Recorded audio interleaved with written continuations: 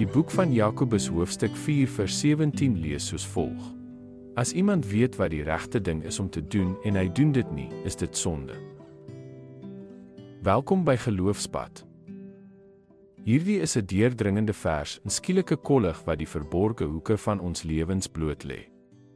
In die aanloop tot hierdie oomblik kontrasteer Jakobus wêreldse selfvertroue met nederige afhanklikheid van God. Hy daag diegene uit wat spog met toekomsplanne, asof hulle lewens nie 'n mis is nie. Broos, vlugtig en ten volle in God se hande. Dan kom hierdie skerp waarheid. Dit gaan nie net daaroor om sonde te vermy nie, maar om te doen wat reg is, en om dit te versuim, is sonde op sigself. Die meeste van ons is grootgemaak om aan sonde te dink as om iets verkeerd te doen. Maar hier echo Jakobus Jesus se lering in die evangelie van Matteus hoofstuk 7 vers 12 wat sê: Alles wat julle wil hê dat die mense aan julle moet doen, moet julle ook aan hulle doen. Dit is tog waarop dit neerkom in die wet en die profete. Christendom gaan nie oor passiewe spiritualiteit of bloot om slegte gedrag te vermy nie. Dit vra gehoorsaamheid, deernis en beslissende optrede wanneer ons sien wat goed en goddelik is. Ons moet die versoeking weerstaan om die skrif op 'n afstand te bewonder. Oordink, bestudeer, debatteer. Sonder om ooit toe te laat dat dit ons verander. Jakobus herinner ons vroeër. Wees daders van die woord, nie net hoorders nie. Om die regte ding te weet en te kies om dit nie te doen nie. Bring God oneer aan en beskadig ons getuienis.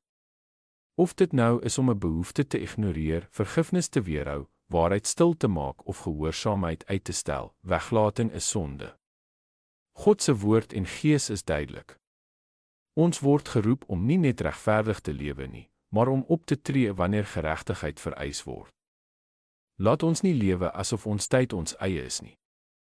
Ons asem is geleen. Ons planne moet oorgegee word. Vra jouself dus vandag af. Wat help ek uitstel?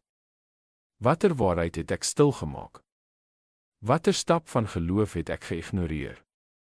Moenie net die verkeerde vermy nie, jaag die goeie na. Kom ons bid.